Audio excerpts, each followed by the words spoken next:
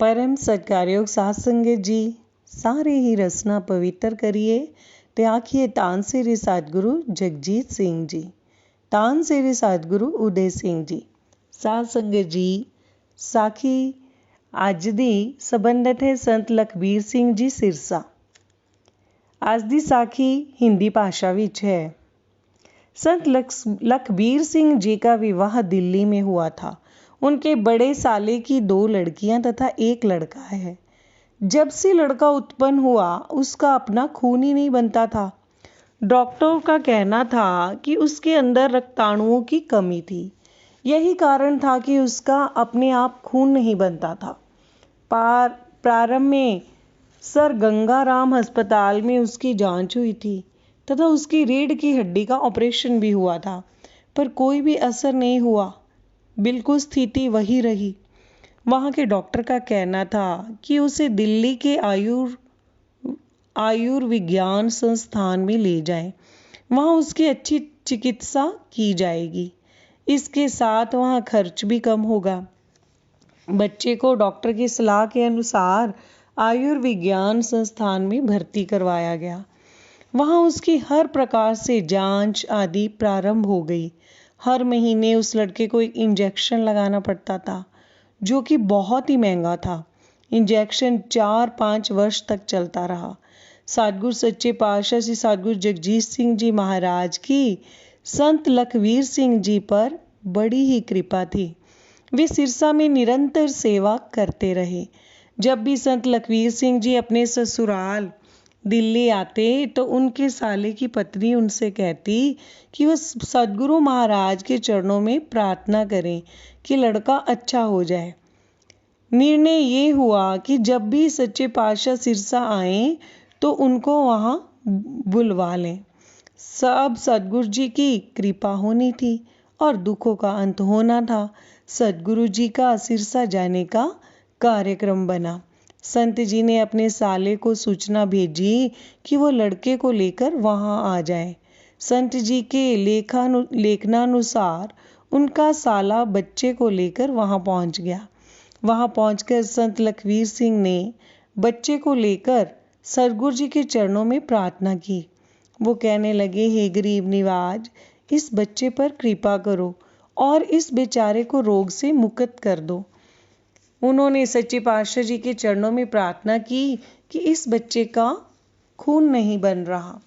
उन्होंने ये भी कहा कि डॉक्टरों का कहना है कि वह 20 से 22 वर्ष तक ऐसे ही रहेगा।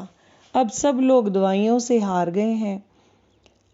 अब आप ही अपनी परम कृपा से बच्चे को रोग मुक्त कर दो। सतगुरु सच्चे पातशाह जी ने बच्चे की ओर अपनी कृपा दृष्टि डाली। उन्होंने कहा कि डॉक्टरों की पर्चियां आदि सब कागज लेकर वे भैणी साहब पहुंचे। संत जी ने सतगुरु महाराज की आज्ञा सिर आंखों पर ली, माथा टेका और वापस आ गए। ईश्वर इच्छा की बात है, सतगुरु जी के श्री भैणी साहब दर्शनों के लिए वे श्री भैणी साहब ना जा सके। कुछ समय के बाद सतगुरु सच्चे पातशाह जी फिर दिल्ली पधारे। तब संत लखबीर सिंह के साले की पत्नी ने सतगुरु महाराज के चरणों में प्रार्थना की। इस पर सतगुरु जी कहने लगे कि उन्हें श्री भैणी साहब आने के लिए कहा गया था, वे वहां पर क्यों नहीं आए। कुछ दिनों के बाद संत जी का साला अपने परिवार के साथ और संत लखबीर सिंह जी को साथ लेकर श्री भैणी साहब गया।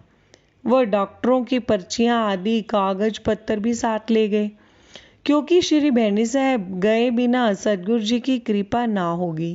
उन्होंने लड़के को लेकर फिर सच्चे पातशाह के चरणों में प्रार्थना की। सतगुरु अपने सेवक रछपाल सिंह से पूछने लगे, इनका क्या करना है। इस पर रछपाल सिंह कहने लगा, सतगुरु महाराज कृपा तो आपने ही करनी है। फिर सतगुरु महाराज ने आदेश दिया कि इन्हें रोपड़ में वैद्य सरदार सिंह बर्मा वाले के पास भेजो। इस पर रछपाल सिंह ने उन्हें बताया कि वे रोपड़ में जाएं और हकीम सरदार सिंह बर्मा वाले को दिखाएं। वे डॉक्टरी पर्चियां आदि भी साथ ले जाएं। सतगुरु महाराज का आदेश पाकर संत लखबीर सिंह, उनका साला और पत्नी बच्चे को साथ लेकर रोपड़ चले गए। वहां वे वैद्य सरदार सिंह के घर पहुंचे। वैद्य सरदार सिंह पहले बर्मा में रहते थे। वहाँ उन्होंने चीन की जड़ी बूटियों का ज्ञान प्राप्त किया हुआ था। उन्होंने वन औषधियों से दवाई बनाकर वो रोगियों की चिकित्सा करते थे। उन्हीं वन औषधियों से दवाई बनाकर वह रोगियों की चिकित्सा करते थे। उन्होंने वैद्य जी को प्रार्थना की कि इस प्रकार सद्गुरु महाराज ने उन्हें इस बच्चे की चिकित्सा के लिए उनके पास भेजा है। वे डॉक्टरी रिपोर्ट भी साथ लेकर आए हैं। वैद्य जी से बात करके पता चला कि वो भी सद्गुरु जगजीत सिंह जी महाराज का परम भगत है। वैद्य सरदार सिंह की बात सुनकर ये लोग भी हैरान हो गए कि इस बच्चे पर सद्गुरु महाराज की कृपा हो चुकी है। यहाँ भेजकर उन्होंने एक प्रकार का बहाना ही बनाया है। कृपा तो सद्गुरु स्वयं करते हैं, परंतु उसका श्रेय स्वयं न लेकर किसी और को देते हैं। वैद्य जी ने आगे बताया कि इस रोग का इलाज तो लंबा था, पर अब इसकी कोई भी आवश्यकता नहीं रही। इस प्रकार ये लोग वहां से वापस दिल्ली आ गए। संत लखवीर सिंह को पूरा विश्वास हो चुका था कि सद्गुरु महाराज ने बच्चे पर अपनी अपार कृपा करके उसे पूर्णतया रोग मुक्त कर दिया है। परंतु उनके साले की पत्नी प्रभु की इस माया को समझ नहीं सकी। वास्तव में प्रभु की माया को समझ पाना हर एक के बस की बात नहीं होती। महाकवि सूरदास जैसे संत पुरुषों ने कहा है, अब मैं नाचियो बहुत गोपाल, काम क्रोध को पहरी चोलना, निंदा सबद रसाल। अर्थात हे प्रभु, मैं तो साधारण बुद्धि का जीव हूँ, काम क्रोध में लिपटा पड़ा हूँ, राग द्वेष मुझे प्रिय है, दूसरे की निंदा चुगली करने में सुख प्राप्त होता है।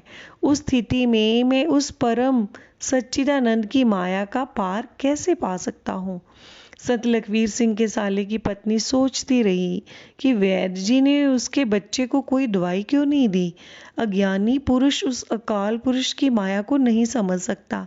वो सद्गुरु का शरीर हाड़ मांस का बना हुआ तो देखता है, पर ये नहीं जान पाता कि उसमें ज्योति वही उस परम पुरुष की है जो गुरु नानक देव जी में थी। वहीं सद्गुरु सच्चे पातशाह परम परमेश्वर मानव तन धारण करके आए हैं और साथ संगत जन साधारण का कल्याण कर रहे हैं या भगत जनों के दुख दूर कर रहे हैं। वे एक अवतारी पुरुष हैं, जनमानस को सन्मार्ग गामी बना रहे हैं। श्री भागवत गीता में भगवान स्वयं कहते हैं, यदा यदा ही धर्मस्य ग्लानिर्भवति भारतं अभ्युत्थानं धर्मस्य तदात्मानं सृजाम्यहम् परित्राणाय साधूनां विनाशाय च दुष्कृतां धर्म संस्थापनार्थाय संभवामि युगे युगे। अर्थात जब जब भी संसार में लोगों का धर्म पर से विश्वास उठ जाता है, तो मैं धर्म को पुण्य स्थापित करने के लिए, संत जनों की रक्षा करने के लिए, बुराइयों का नाश करने के लिए युग युग में अवतार लेता हूँ। कलयुग में कभी वह गुरु नानक के रूप में पधारे और कभी गुरु गोविंद सिंह के रूप में, कभी गुरु राम सिंह जी महाराज के रूप में और कभी सच्चे पातशाह सद्गुरु परम परमेश्वर अकाल ज्योति दया के समुद्र जन जन के हृदय की भाषा पाने में समर्थ महाराज श्री सद्गुरु जगजीत सिंह जी के रूप में। अगले महीने दिल्ली के आयुर्वेद संस्थान के डॉक्टर ने फिर टीका लगा दिया। उससे अगले महीने डॉक्टरों ने फिर पूरी जांच की। वे सब देखकर हैरान रह गए। उन्हें विश्वास ही नहीं हो रहा था कि वह बालक पूरी तरह से सामान्य और रोग मुक्त हो गया था। उसके अंदर अपना खून बनने लग गया था। इस प्रकार यह डॉक्टरी चिकित्सा के इतिहास का एक चमत्कार ही था। डॉक्टर बच्चे के माता पिता को बधाई देने लगे कि ये जो कुछ भी हुआ है किसी दैवी शक्ति का ही चमत्कार है। इतनी सफलता प्रदान कर पाना किसी मनुष्य के सामर्थ्य से बाहर की बात है। उन्होंने लिख दिया कि बच्चा अब पूरी तरह से रोग मुक्त है। इसे अब इंजेक्शन या टीके की कोई भी आवश्यकता नहीं।